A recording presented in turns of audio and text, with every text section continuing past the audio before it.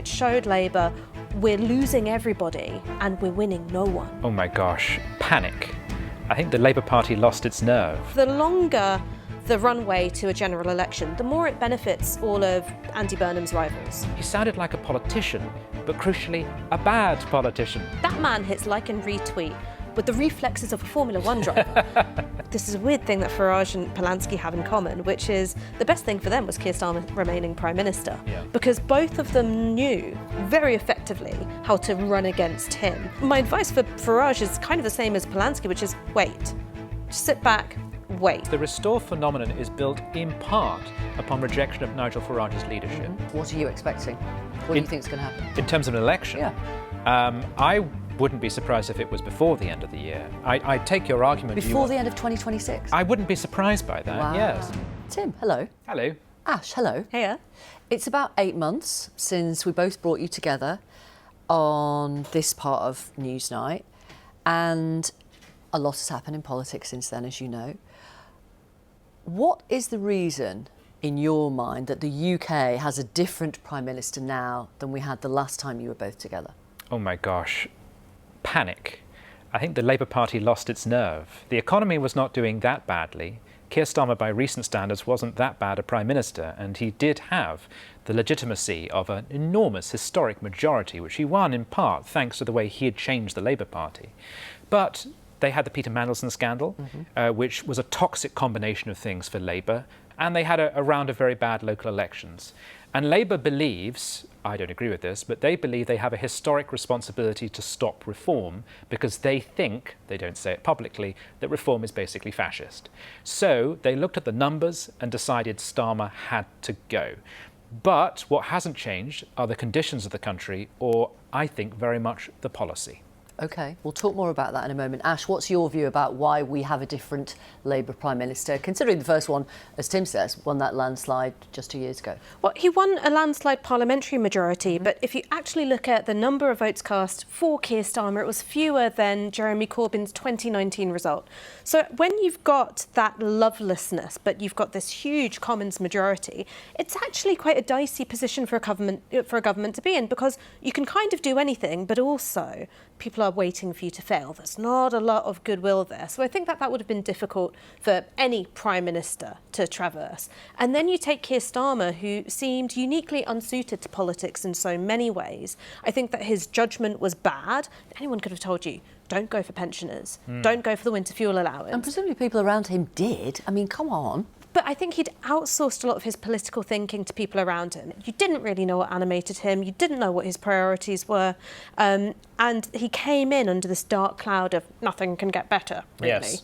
Yes. And that's a terrible way to start off, a big majority. But there are also these structural issues which I think Andy Burnham is going to have to find a way to navigate. And one is that we've got this 5-party reality underneath a 2-party system. And that means that you can have this huge Commons majority, like we said, but what's underneath it is really febrile.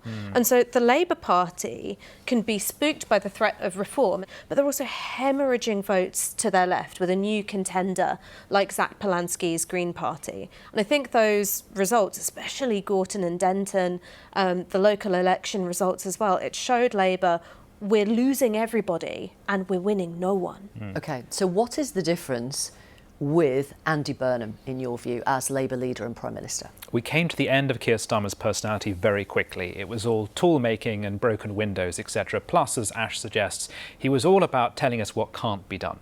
The difference with Burnham is, first, he believes in activist government. He wants to get things done. So he's already kicked off with a number of really low-hanging fruit ideas, like sort of capping bus fares and things like that, which just gives you a sense of the government's back in the game. It's not just reacting to events. It's very much yes, we can. But also, the New Statesman put this very well, that Starmer was the ultimate anywhere politician because he was from Surrey, where I live quite close to. So I always feel slightly annoyed when people bring this up. But he wasn't rooted in the tradition and history, the geographic traditions of the Labour Party. Whereas Andy Burnham, being from Manchester, who's gone away and developed this reputation doing what I think is quite an easy job, because as mayor, really, you just hand out money. And if you don't get the money, you just say, I want more money. Exactly. But he was also, he gave this impression of, I am authentic Labour. And as I go back to my my point about the sort of neuroses of the Labour Party right now. Because of all the things Ash has said, being pulled apart by both Reform and Green, they have reached for the psychological comfort zone of Andy Burnham. They haven't selected anyone within Parliament. That's remarkable. You couldn't find someone suitable to replace Keir Starmer within the Green benches, so they had to step outside, because here is a man who, like a lot of them, comes from a region outside of London, is considerably more of the left, likes the music they like, has a nice easygoing manner. So I think there's a real sense of they have gone for someone who they like. My quibble with that is, don't assume that just because you really like him, the rest of the country does too. And I'm not sure that many people in the country have even noticed yet that he's become Prime Minister. In terms of the shift between the two men, what kind of a shift do you think it is, Ash? So far, it's been a vibe shift, by which I mean it's kind of intangible, and it's a shift in emotions and a shift in mood. So rather than setting up his entrance into government the way Starmer and Reeves and others like Darren Jones did, by making these very doomy noises of like, oh, it's going to be really bad when we get in there. And then they got on there and went, is that your Keir Starmer impression? You know what? Maybe it is. Absolutely clear about how bad things are going to be. Can't give you the moon on a stick. And then they got in there and they went, oh, it's so much worse than we thought. What Andy Burnham has done, and I think quite astutely, is he's gone for, as you said, low-hanging fruit. And it creates a different story and a different energy. But right now we're in the period where it's a honeymoon and we haven't seen him try to tackle any big problems. This is very much in the plan, right? There will be a grid somewhere where he said, on this day we're going to do VAT on electricity bills, this day we're going to do bus fares, we're going to shift the mood a bit. He also, in terms of that video that he shot about Gaza, was trying to signal to progressive voters who've been deeply disappointed and betrayed by the Labour Party over the stance on Gaza and Israel more generally, trying to say, I'm not Starmer. I'm not taking the same line. I can see that we've made mistakes. Now, I think for some voters that will make a difference. They're going to be spooked by Reform. They're looking for an excuse to come back.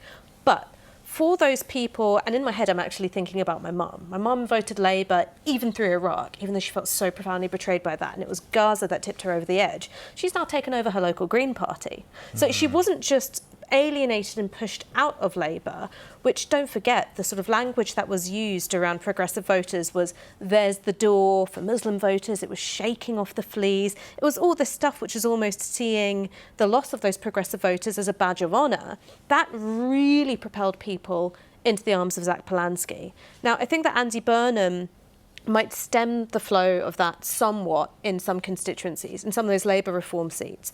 I wouldn't necessarily count on winning back Muslim voters overnight, and certainly when it comes to London constituencies, other major cities as well. You think Bristol, you think Norwich, maybe not Manchester because of the sort of personal mandate and popularity of Andy Burnham. I think that might be uphill for him. OK. You talked about some of the big structural problems that Andy Burnham will face in the way that Sir Keir Starmer faced them. Andy Burnham has already talked about implementing the Labour manifesto, on which Labour was elected in 2024. He's sticking to the previous Prime Minister and previous Chancellor's fiscal rules, and he's closed down, at the moment, talk of a general election. So in substance, is there a difference between the two men? Not yet, and that's partly because if he were to break from the manifesto in a real substantive way, he'd have to have an election, partly because there would be tax consequences to that.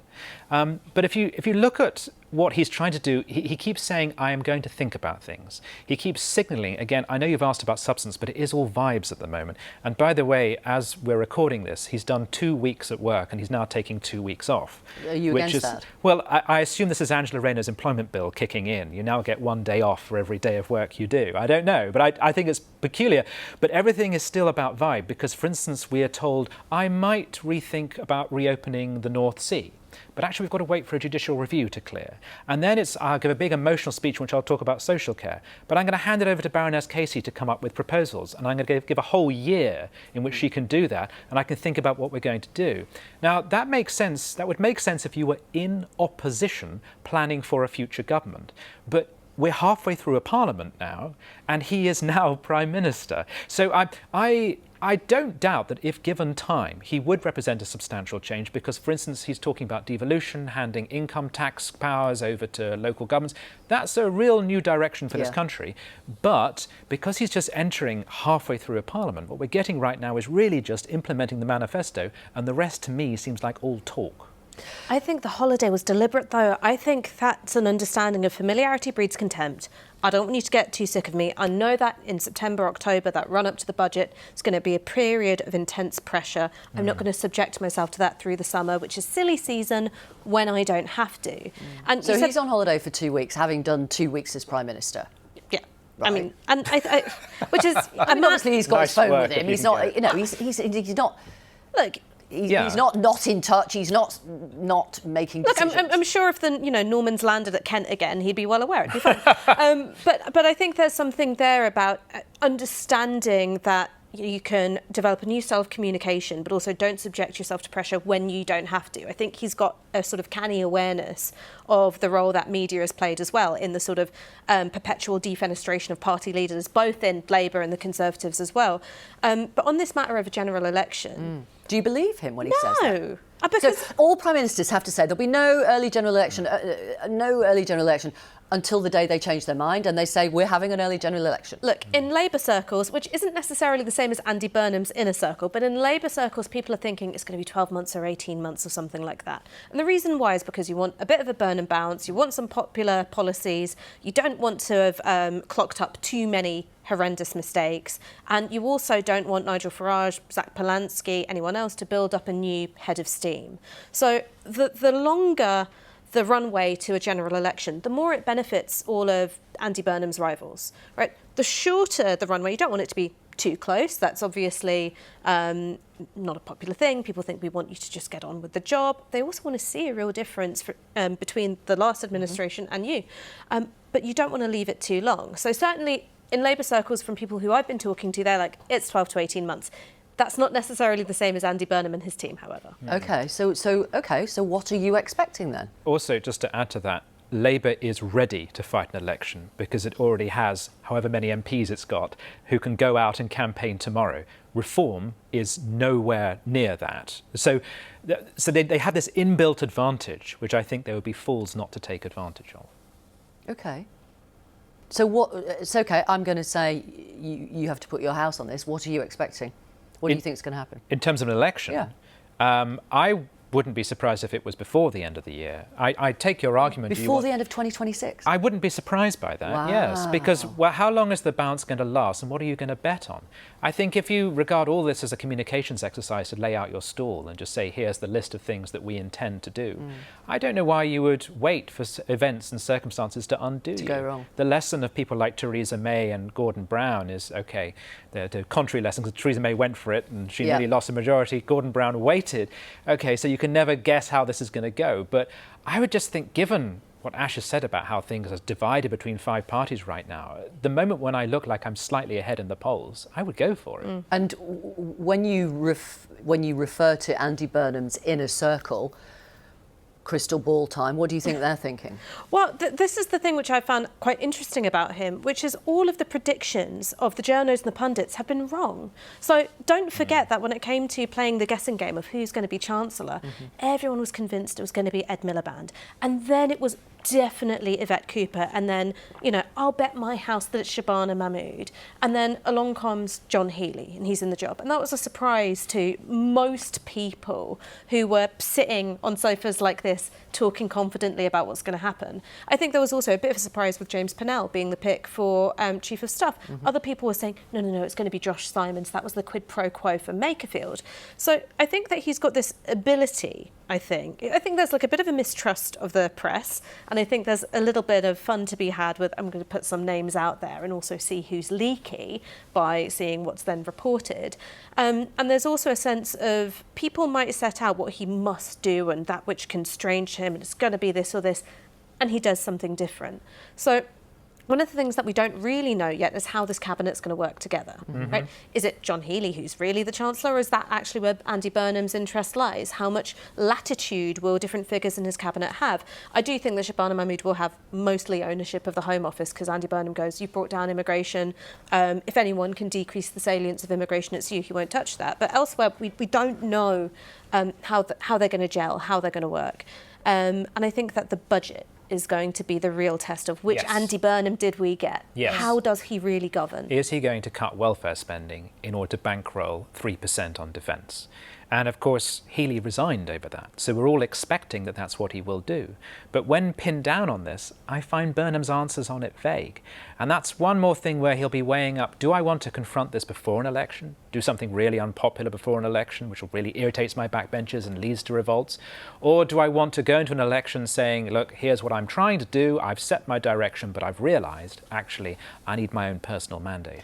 In terms of those backbenchers, do you think Andy Burnham will be able to maintain party discipline in a way over welfare Sir Keir Starmer wasn't able to, because they see Andy Burnham as a winner because he defeated reform so convincingly in Makerfield? Well, to say bizarrely, he's given some of it up already because in the course of trying to become leader, he signalled to backbenchers that the whips would not be so aggressive anymore, that he would meet with people, that he would have consultations with them.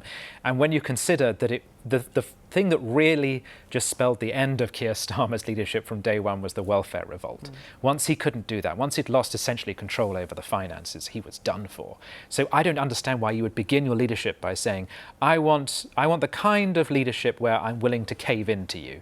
I find that really strange. So in a sense, I feel he's already... He wasn't saying that, was he?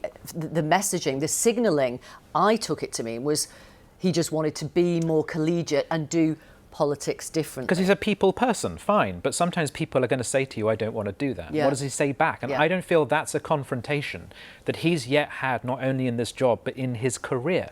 I just don't know when Andy Burnham has ever faced down his own party and told them what they can't have. Well, we saw the way in which Keir Starmer faced down his own party. He was ruthless in removing the whip from people, right? Did it to Rebecca Long-Bailey, obviously did it to Corbyn, to Abbott, to Andy McDonnell, John McDonnell, like so many people.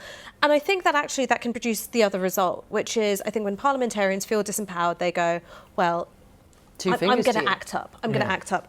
And I think that there are obviously some very politically and ideologically committed parts of the PLP. There are also a lot of people that just want to do what they feel they've got political cover for. And so if they feel they've been met with and listened to, and they go, we've taken some of our concerns on board, it makes it safe to sort of backtrack on what you'd made a grand stand over just the year before. So I wouldn't underestimate the importance of that in terms of party management.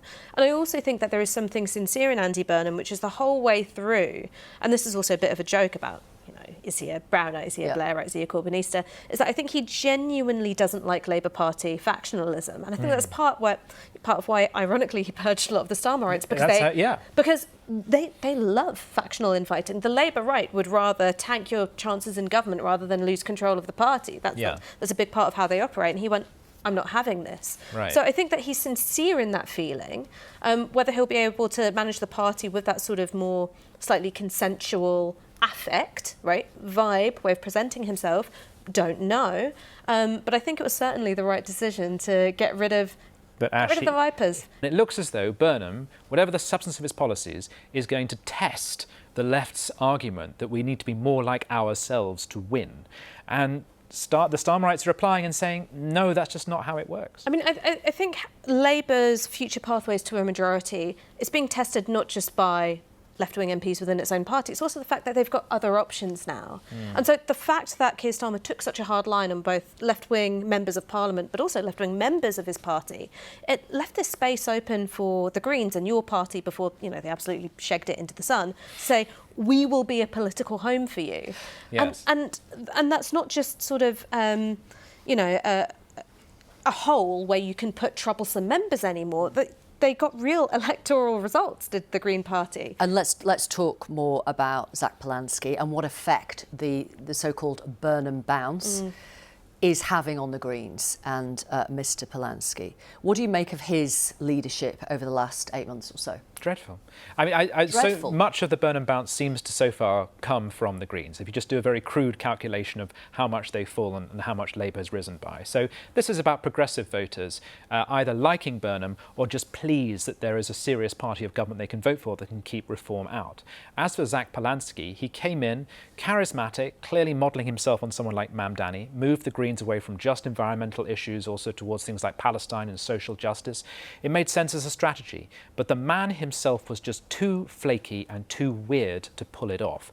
And the stuff about living on a barge and perhaps not paying the right amount of stuff he should do in tax, it's all too strange. And it's a tragedy really for the Green Party because they did seem to have some momentum. Green parties have been very successful in Europe. There is no reason why we shouldn't have one here. But you could tell from his appearance on Newsnight recently when he was talking about the infamous guillotine T-shirt, and he came up with this tortured line about, I will not apologise for something I didn't intend to do. He didn't intend to share the image, so I will not apologise for it. Like saying, I ran someone down in my car, but I didn't intend to, so I'm not going to say sorry. He sounded like a politician, but crucially, a bad politician. I think we've come out the other side, and I think the country has moved on, and the Greens need to move on. Well, you say fast. that, but he has had electoral success in local government, Yeah. in a by-election, and he's increased the Greens' membership. I don't know what it is, threefold, fourfold? I think that there's a question which is hanging over the Green Party, which is how deep or how shallow are the roots of its new electoral base that it's appealing to? Is it just alienated and disaffected and annoyed Labour voters, or can you actually build something else? Now, I think a lot of that will be tested in terms of the successes or failures of the local councils that it's now running. Yeah. So a lot of those are in the sort of multiracial working class, lots of downwardly mobile graduate kind of seats that Corbyn did very well at, but were very, very alienated by Starmer. I think that's a huge test for them. And whether or not Zack Polanski is able to adjust to Andy Burnham. So I think that there is a bit of a danger in the left slipping into its happy place, because we often love to pigeonhole opposing leaders and then we get it like a bit wrong. And I think that was a big mistake with Boris Johnson. Sort of went, oh, same old posh Tory. You know, he's practically fox hunting every weekend. Not that he was actually fox hunting, but comes from that sort of class background. And it turns out that he was able to sort of single-handedly recompose the Conservative Party electorate, right? Wildly underestimated. And I think that the sort of attempt to go, well, Andy Burnham is just continuity Starmer, is a bit of that thinking. I'm not sure that there are huge departures in terms of policy yet, but there are these indications that he's going to make judgments differently, that he's going to communicate things differently. And that is a new set of circumstances that Polanski has to adjust to. I think How's he doing so far in terms of adjusting to that? I think that the first thing is that his biggest weakness is his use of social media. I totally understand why he wants to have this authentic digital communications where people know it's him. But that man hits like and retweet with the reflexes of a Formula One driver. And there's a lot of downside to that. There is so much downside to not looking through the batch of 20 photos that you're resharing. There's a huge amount of downside to sort of retweeting something that you've not thought about very deeply. And I think that that's something where I don't fully understand why it's not just gone, you know what, someone else can run this for me, because there's a bit of a reputational grenade here.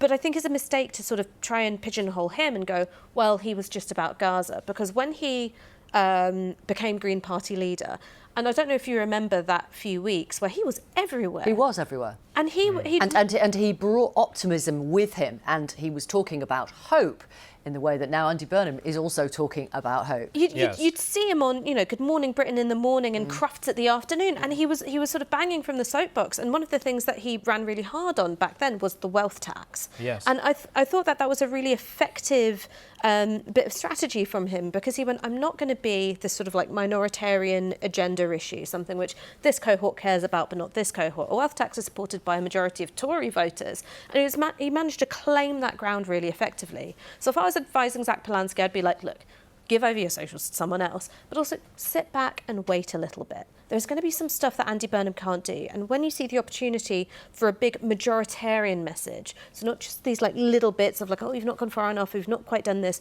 something big, go for it. But the way you were talking, Tim, you were suggesting, it seemed to me, that basically he's over as Green Party leader. You're saying there are many, many opportunities still. I have no insight to that. It's not as though I'm talking it's to your own Green opinion. people. It's, But My suspicion is that not only have we come to the end of his personality, but also circumstances have changed substantially, so that I think if we do get a relatively early election, people would rather bet on voting Labour than upon voting Green.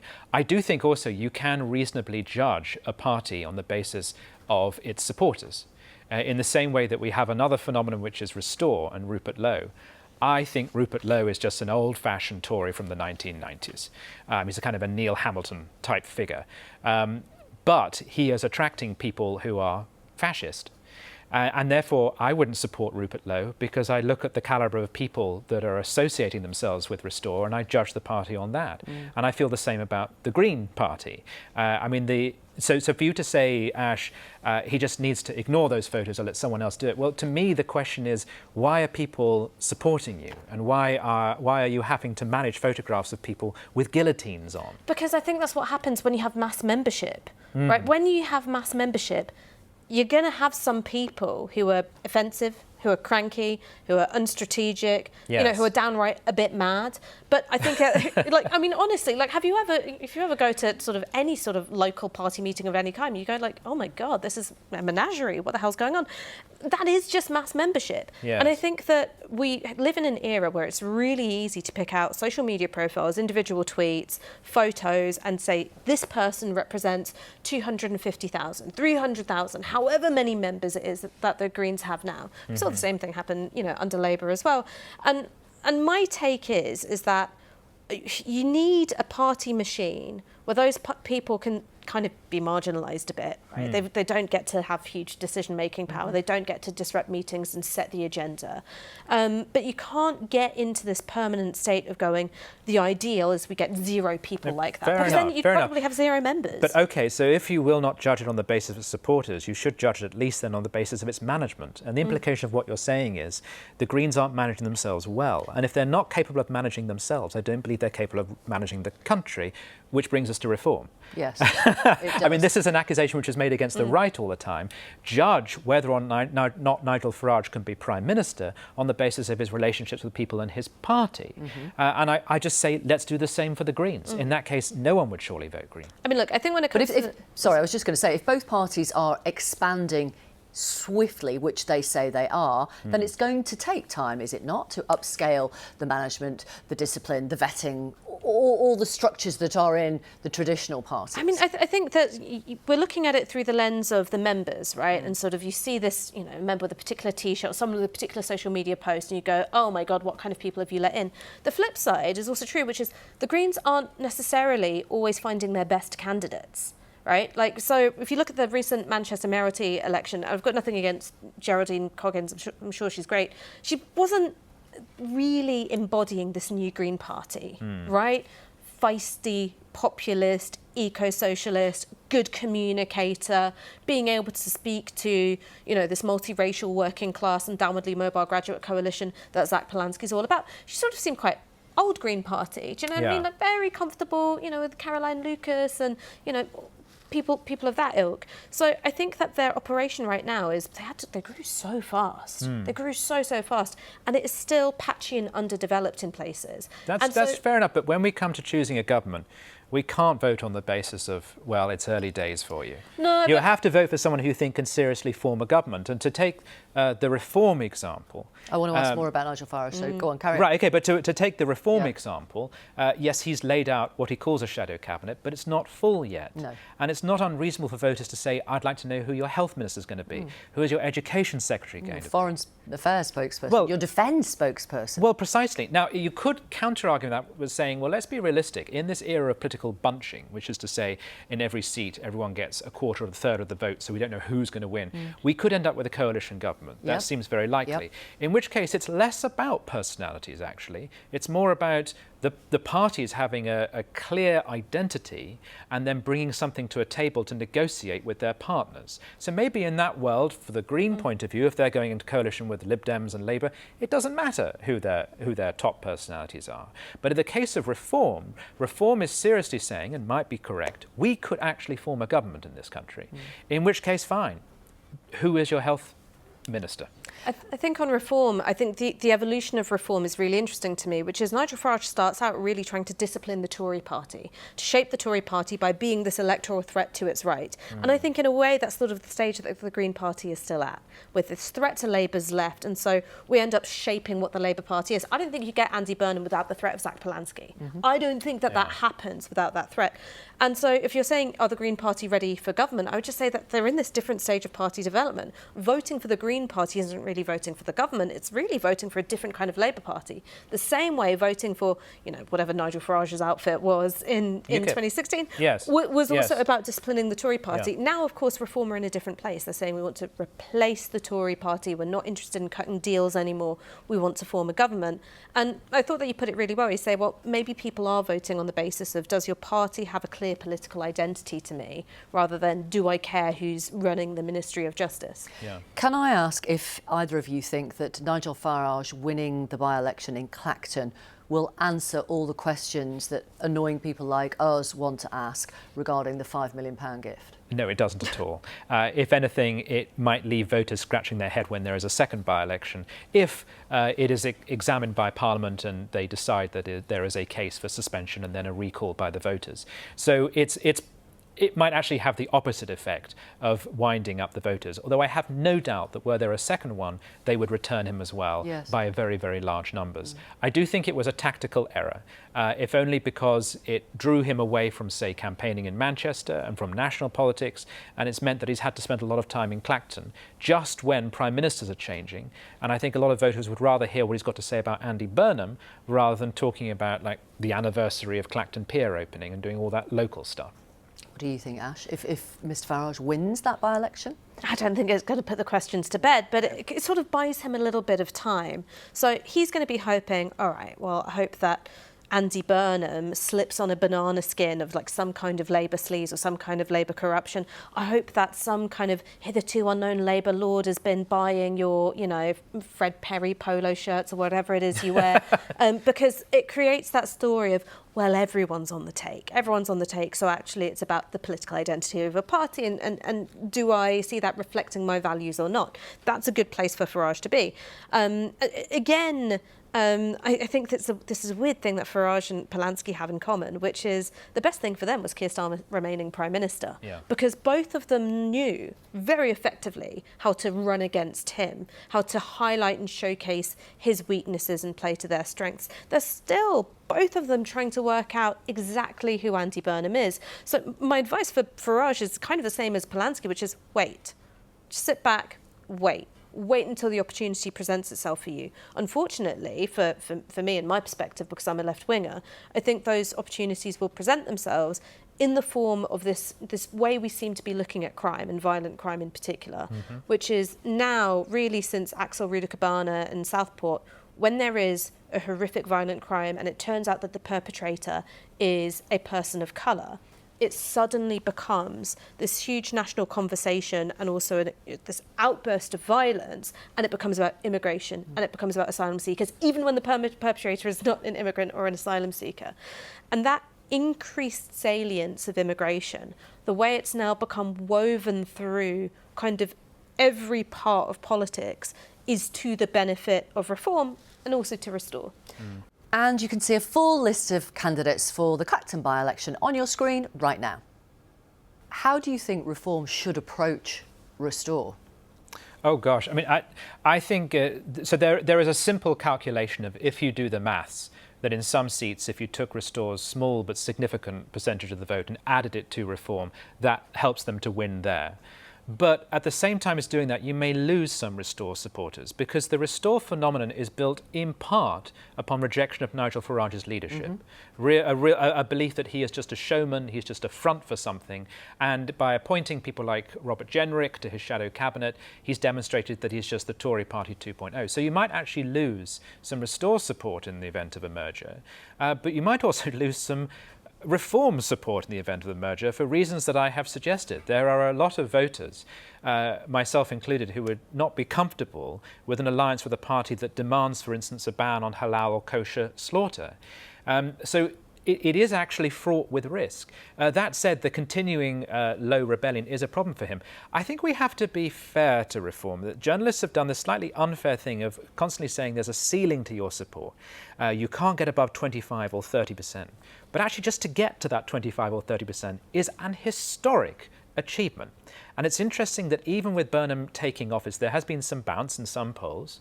Labour is finally ahead, I think, probably in most of them. But it's not quite as substantial as we expected. There's still about a quarter of this country which is determined to put Nigel Farage in number 10. And I don't know if that translates into a Reform win, but it could very well translate into them being the second biggest party at the next election. I think the other thing, which is by-elections have really hurt Reform. So the way in which they play out, the sort of hyper-fixation on one seat, one candidate, has been really bad for them, because it's become whatever your candidate has said in the past, which is, mad, bad or offensive, there's a lot of scrutiny that's placed on that. And that's ultimately really hurt them in Gorton and Denton and in Makerfield as well. When you look at how they've performed in national elections, right, whether that's local elections or how they're projected to perform at a general election, it is really different. Now, we don't know who all the candidates are going to be. We don't know what skeletons they may or may not have in their closet. But I have a feeling that they're looking forward to general elections in a way that other parties are still feeling cagey about, because they go, it's going to be less pressure in some ways than these single-seat by-elections. They have a real problem with their candidates, which is what kind of person would want to run for Reform. I'm not disparaging the party or its candidates, but my point is you have to take such a personal reputational risk if you run for Reform. And if you lose, what was the point? So it's not just a question of it being unappealing to many voters. A Reform nomination is unappealing to many potential candidates. And we are seeing from those by-elections that there is an instinct among voters to tactically vote against Reform, so that it might at the next election still get really historically high numbers. But in seat after seat, people are asking in a way they can do thanks to the internet they couldn't do in the past. They can ask, what is the way that I need to vote to stop them from getting in? And that's why I'm starting to wonder if some people will start to turn back to the Tories. Because the thing with the Tories is, everyone knows that no one likes the Tories, but they're not toxic, they're not hated as such. They have a historic brand. They know what their limitations are, but people wouldn't regard it as the end of the planet if they formed a government. Whereas the problem with Reform is there's so much drama and hyperbole around them. I wonder if the existence of a ceiling on their support means that some centre-right voters start to think, maybe I have to return to the Tories because they alone could actually form a government, because they alone have experience of doing it. Where are the Liberal Democrats in all this? The South, doing what they always do, in the South. Why are you laughing? Well, you're asking us to. It's a little unfair. It's like kicking a puppy. But the part of the problem with the Lib Dems is they are trying to navigate a change in politics which really ought to help a small party like theirs. But my feeling is that it's actually the length of time they've been around, contra everything I've just said about the Tories, it actually works against them. If you're looking for a fresh protest vote, you're not going to go to the Lib Dems, given their history.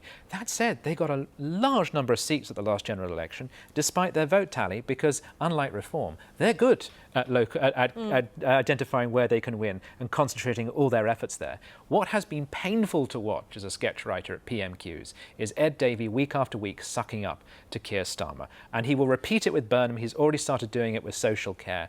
The Lib Dems are clearly calculating that they're going to try and hold the number of seats they currently have and enter a coalition with Labour at the next election. You know how they identified the target seats in 2024? I think they looked at whether there was a Gales bakery, and they were like, those are our people. Yes. There's an interesting thing for me about Kemi Badenoch, which is I think that she has done a kind of admirable job when the Tory party was facing extinction to go, OK, what we're going to have to do is consolidate and really be a right-wing party of the southeast again in lots of ways. And so I think that where we thought about this huge sort of slugfest between Labour and the Conservatives and the Red Wall, that was the story of 2019, is that she's seemingly accepted that the sort of Boris coalition isn't going to come back. For them, that's not going to come back.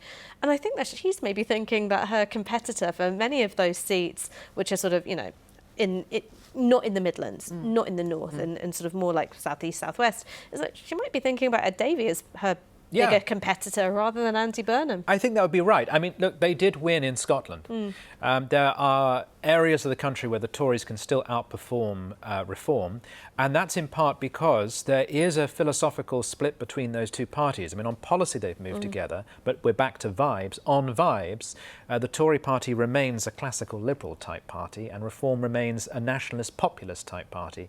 And in both camps, there are people who would never vote for the other one, and see real tension there. Thank you very much. Thank you, Tim. Thank you, Ash. Thank you.